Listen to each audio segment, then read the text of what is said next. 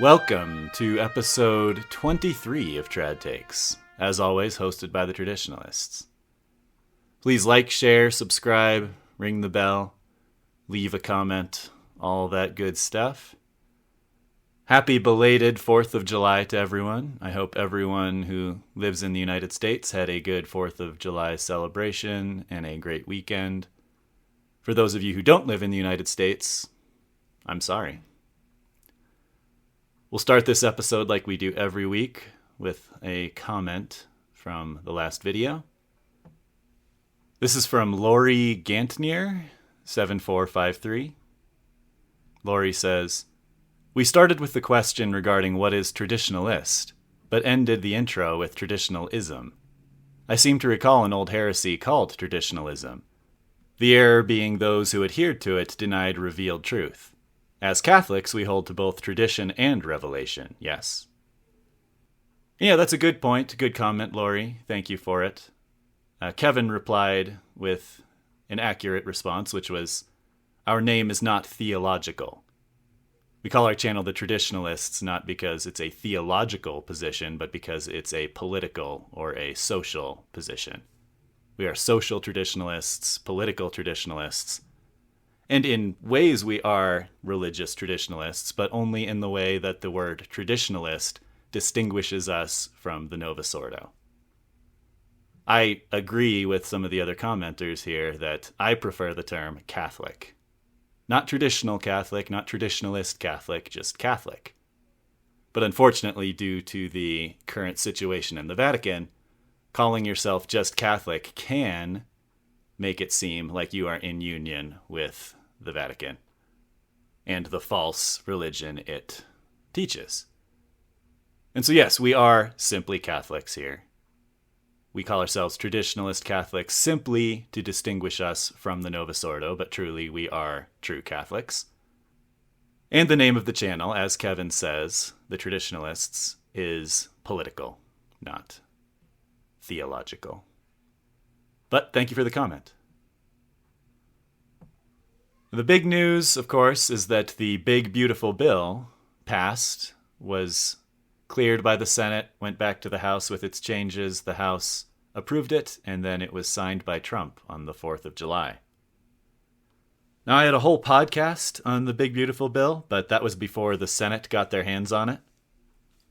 The bill is still a mess, and in many ways has gotten even worse. Swing state Republicans and Senate parliamentarians have managed to make the good things, in some cases, less good. An example of this is the defunding of Planned Parenthood, which was in the bill, which is wonderful. It now, because of the Senate, is only in effect for a single year rather than a permanent and long-term change. Thank you, Senate. That's just one example. Of course, there's still a lot of good. Funding for the completion of the border wall is still in there and is awesome. Making the Trump first-term tax cuts permanent is great. And one that bums me out a little bit because it was changed was the removal of the tax stamp and registration for short-barreled rifles and suppressors. When it left the House, that was exactly what it did. It completely defanged the unconstitutional NFA, the National Firearms Act. However, the Senate again came in to screw it up. What they did do was they removed the $200 fee that was associated with the tax stamp when you purchase one of those items. That's good. But you still need a tax stamp and you still need them registered. And this, in essence, is sort of ridiculous to me, even by gun control standards. You still need to go through the paperwork, you still need to do all of that side of things, and then you have to pay a fee now of exactly $0. Regardless, maybe the Senate knew what they were doing. I'm going to give them a little benefit of the doubt here. Because once the big, beautiful bill goes into effect, it leaves the NFA rules wide open to litigation. I'm going to read a briefing from GOA, which is the Gun Owners of America. In my opinion, a much more effective and principled organization than the more commonly known NRA, or National Rifle Association.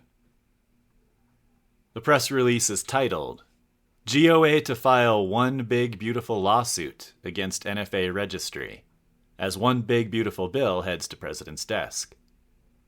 This is from July 3rd, 2025. The Gun Owners of America, GOA, and Gun Owners Foundation, GOF, alongside our allies Palmetto State Armory, the Firearms Regulatory Accountability Coalition, Silencer Shop, and B&T USA, are announcing that we will file a federal lawsuit to dismantle the remaining provisions of the National Firearms Act, NFA, after the one big beautiful bill is signed into law by President Trump and goes into effect. GOA's team in Washington had been working behind the scenes with Congress since the November 2024 election to fully repeal the NFA. But congressional Republicans allowed an unelected bureaucrat to block the GOA-backed provision. Instead, the House and Senate settled for reducing the NFA's $200 excise tax to $0 on suppressors, short-barreled rifles, short-barreled shotguns, and any other weapons or AOWs, teeing up GOA's legal challenge. GOA's one big beautiful lawsuit will ask the courts to strike down the NFA's absurd new $0 tax and registration scheme for certain suppressors and firearms with short barrels. In the 1930s, the Supreme Court only narrowly upheld the NFA solely as a tax statute, not as a firearms regulatory law. In Soninsky v. United States, 1937, the court ruled the NFA was permissible under Congress's taxing power. But once the tax is reduced to zero, the constitutional justification for the law collapses. GOA has also long argued that the NFA's registration mandates violate the Second Amendment and are an unconstitutional overreach of federal power. With the tax mechanism gutted and reduced to an unworkable state by Congress, GOA's forthcoming legal challenge will aim to strike down what remains of this obsolete and abusive law. So there you go. The meat of that memo is that even though the big beautiful bill didn't do what it should have done, which was completely remove the NFA's restrictions, it did remove the tax portion of them, which now leaves the NFA wide open to litigation against unconstitutionality. They no longer have this shield, you could say, of tax law. So I'm glad Gun Owners of America is doing this. I think and hope that the GOA lawsuit will be successful, especially if it ends up at our Supreme Court, which hopefully will then rule the NFA unconstitutional and continue the winning trend the Second Amendment has seen in the last couple of decades. If the NFA gets struck down, if the bill mandating concealed carry reciprocity between states can get to the floor and pass, and if the current trend of states adopting permitless constitutional carry continues, my confidence in the long-term health of the Second Amendment is high.